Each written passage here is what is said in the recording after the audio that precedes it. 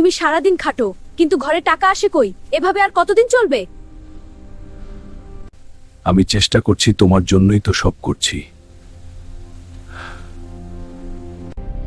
আমি এই গরিব জীবন চাই না।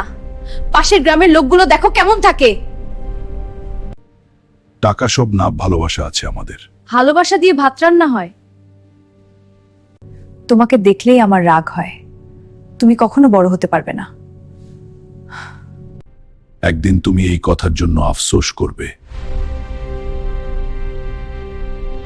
আমি গরিব হতে পারি, কিন্তু দুর্বল না। আমি ফিরে আসব সফল হয়ে।